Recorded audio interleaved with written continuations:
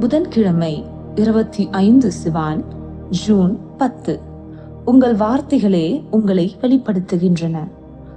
மத்தேயு 12:37. ஏனெனில் உன் வார்த்தைகளினாலே நீதிமான் என்று தீர்க்கப்படுவாய், அல்லது உன் வார்த்தைகளினாலே குற்றவாளி என்று தீர்க்கப்படுவாய். உங்களிடமிருந்து எத்தகைய வார்த்தைகள் வெளிவருகின்றன? அவற்றை நீங்கள் எங்கிருந்து பெறுகிறீர்கள்? நீங்கள் பேசும் காரியங்களை ஏன் பேசுகிறீர்கள்? இவைகள் உங்கள் இருதயத்திற்குரிய மிக முக்கியமான கேள்விகள். ஒரு கிறிஸ்தவனாக நீங்கள் எப்போதும் உங்கள் வாழ்க்கையை, குறிப்பாக உங்கள் வார்த்தைகளின் விஷயத்தில் ஆராய்ந்து பார்க்க வேண்டும்.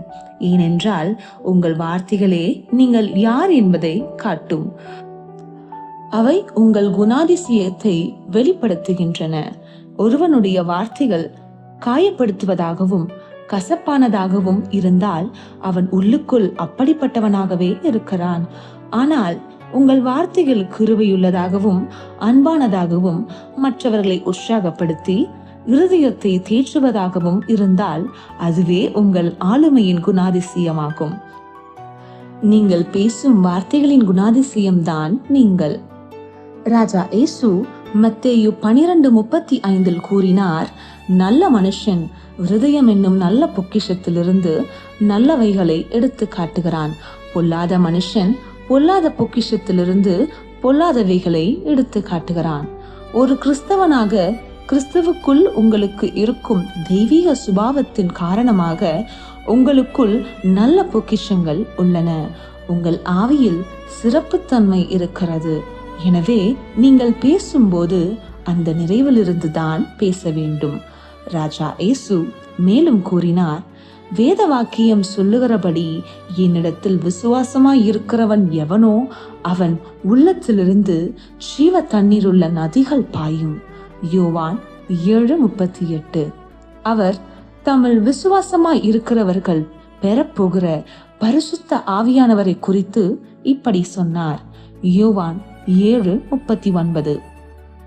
எனவே உங்கள் வாழ்க்கையில் பரிசுத்த ஆவியானவரின் பிரசன்னம் இருக்கிறது என்றால் ஜீவ தண்ணீருள்ள நதிகளை வார்த்தைகளாக, அதாவது தெய்வீக வார்த்தைகளாக வெளிப்படுத்த உங்களால் முடியும் என்று அர்த்தம்.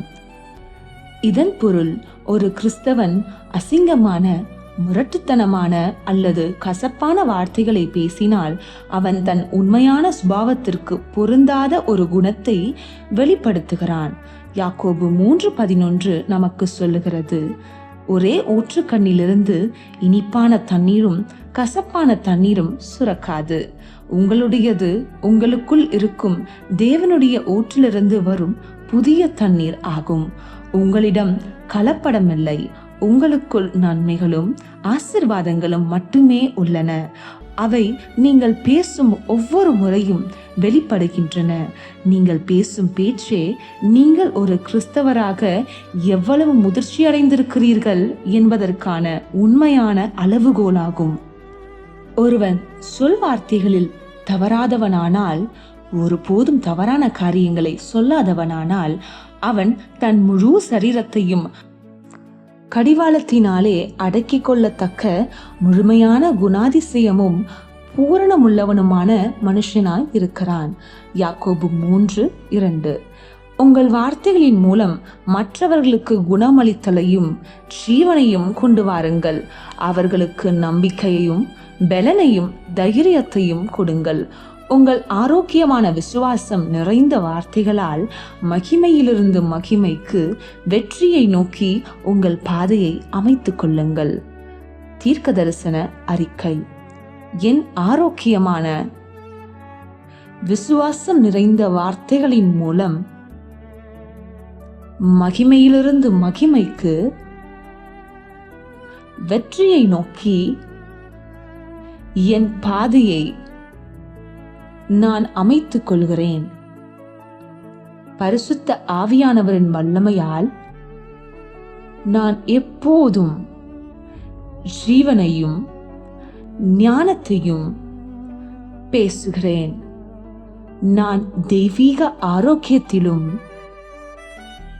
இயற்கைக்கு அப்பாற்பட்ட நிறைவிலும் தொடர்ச்சியான வெற்றியிலும் செழிப்பிலும் வாழ்கிறேன். ராஜா இயேசுவின் நாமத்தில் ஆமென். மேற்கொண்ட தியானம் மத்தேயு 12:35-37 வசனங்கள், மார்க்கு 11:23, யாக்கோபு 3:2-5 வசனங்கள்.